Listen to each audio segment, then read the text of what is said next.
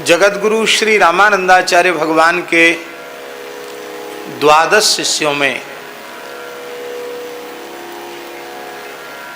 श्री स्वामी सुखानंदाचार्य जी महाराज, जो भगवान शिव के ही अंशावतार कहे जाते हैं, 12 महाभागवत जगतगुरु श्री रामानंदाचार्य भगवान के 12 शिष्यों के रूप में प्रकट हुए।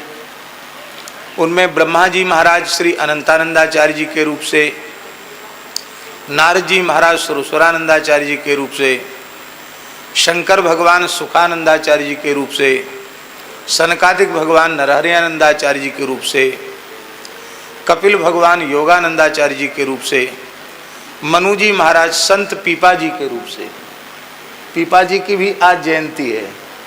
चैत्र पूर्णिमा को ही पीपा जी का प्रादुर्भाव हुआ। झालावाड़ गागरोनगढ़ में पीपा पीठ में बहुत दिव्य भव्य उत्सव मनाया जा रहा है। हम व्यासपीठ से श्री पीपा जी के चरणों में भी प्रणाम करते हैं। प्रहलाद जी महाराज के अवतार श्री कबीरदास जी महाराज, जनक जी के अवतार श्री स्वामी भावानंदाचार्य जी महाराज, जो संत ज्ञानेश्वर निवृत्तिनाथ इनके पिता हुए। भीष्म जी के अवतार श्री बांधवगढ़ में नापित कुल में उत्पन्न श्री भक्त सेन जी महाराज, सेनाचार्य जी महाराज। बलि जी के अवतार राजस्थान की धरती पर जिला टोंक धुवन कला गांव में भक्तराज जाट कुल में अवतीर्ण श्री भक्तराज धन्ना जी। सुखदेव जी के अवतार श्री स्वामी गालवानंदाचार्य जी और धर्मराज यमराज के अवतार संत श्री रैदास जी। ये 12 महाभागवत जगतगुरु श्री रामानंदाचार्य जी के 12 शिष्यों के रूप में प्रकट हुए। उनमें सुखानंदाचार्य जी महाराज जमात लेकर प्रयाग के निकट जो कड़ा गांव है उसमें पधारे। इस कड़ा गांव में ही मलुकदास जी का जन्म हुआ। इनके पूर्वज पंजाब के थे, अमृतसर क्षेत्र के थे, और इनके पितामह श्री बेणी राम जी वो पंजाब से चलकर व्यापार के सिलसिले में कड़ा में आकर बस गए थे। और ऐतिहासिक दृष्टि से कड़ा अपने समय में व्यापार का बहुत बड़ा केंद्र था, क्योंकि नदियों के माध्यम से व्यापार होता था और गंगा जी कड़ा होकर के निकलती हैं, तो प्रयाग से वाराणसी तक का जो व्यापार है वहाँ बहुत बड़ा व्यापार था। अपने समय व्यापार का बहुत बड़ा केंद्र था कड़ा। तो व्यापार के सिलसिले में ही श्री बेणी राम जी पंजाब से चलकर वहाँ आए और वहीं बस गए। बेणी राम जी के ही अतिथि हुए श्री सुखानंदाचार्य जी महाराज। संतों की जमात उनके साथ थी। बेणी राम जी बड़े साधु सेवी थे, तो उन्होंने ठाकुर जी उन्होंने आग्रह किया कि महाराज चातुर्मास से आने वाला है, आषाढ़ शुक्ल एकादशी से चातुर्मास से शुरू हो जाएगा, आपको कहीं न कहीं तो चातुर्मास से करना ही है, ये गंगा जी का किनारा है, हम सबको सेवा का सौभाग्य मिलेगा, आप चातुर्मास करें। उनके आग्रह को स्वीकार करके सुखानंदाचार्य जी ने वहाँ चातुर्मास किया। 4 महीने अत्यंत निष्काम भाव से बेणी राम जी ने, उनकी गृहिणी ने और उनके पुत्र जठरमल जी ने बड़े प्रेम से संतों की सेवा की। प्रसन्न हो गए। भोले बाबा के अवतार तो है ही हैं, भोले भंडारी, आशुतोष औढरदानी। तो आपने कहा कि हम तुम्हारी सेवा से बड़े संतुष्ट हैं, कुछ चाहिए? तो बेणी राम जी की पत्नी ने कहा कि बाबा, हमारा पुत्र जो जठरमल है वो भी अब वृद्धावस्था की ओर है, और मेरा पौत्र सुंदरदास, उसकी भी आयु बड़ी हो गई है, लेकिन कोई आगे की संतति नहीं है, तो आप ऐसा आशीर्वाद दें कि आगे परिवार में साधु सेवा होती रहे, गौ ब्राह्मणों की सेवा होती रहे। तो सुखानंदाचार्य जी इतने प्रसन्न हो गए, बोले मैया तेने साधुन की 4 महीना सेवा करिए, तेरे 4 नाती होंगे और उनमें एक महान संत होगा। उनमें हरिश्चंद्र, श्रृंगार चंद्र और रामचंद्र और सबसे छोटे हुए मलुकदास जी।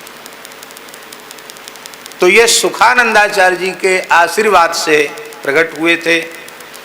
इनके पिता का नाम श्री सुंदरदास जी था और माता का नाम सरलाबाई था। ये दोनों प्रयाग में दारागंज के श्री स्वामी देव मुरारी देवाचार्य जी के शिष्य थे। तो गुरुदेव ने कहा कि तुम पयोव्रत का अनुष्ठान करो, और पयोव्रत का फाल्गुन शुक्ल प्रतिपदा से द्वादशी तक पयोव्रत का अनुष्ठान किया। और उसी में उनको भगवदीय आदेश हुआ कि श्री मलुकदास जी आ रहे हैं। और वही मलुकदास जी महाराज संवत 1631 में बैसाख कृष्ण पंचमी के दिन मध्याह्न अभिजित मुहूर्त में माता सरला देवी की दक्षिण कुक्षी से प्रकट हुए। और बड़ा विलक्षण उनका जीवन चरित्र है। महाराज जी 108 वर्ष की आयु तक मलुकदास जी धरती पर विराजे। अपने अंगुल के प्रमाण से वह 108 अंगुल के थे। और अवतार के, भगवदीय अवतार के जितने दिव्य लक्षण हैं वो समस्त लक्षण उनमें विद्यमान थे। सामुद्रिक के अनुसार बड़ा विस्तृत उनका जीवन चरित्र है। उन श्री मलुकदास जी ने अपने जीवन काल में 4 मुगल बादशाहों का काल देखा। 30 वर्ष अकबर का राज्यकाल देखा, इसके बाद जहांगीर का राज्यकाल देखा, इसके बाद शाहजहां का राज्यकाल देखा। शाहजहां के राज्यकाल में ही वृंदावन में मलुक पीठ की स्थापना हुई संवत 1725 में। ये श्री मलुकदास जी के द्वारा ही स्थापित ये स्थान है।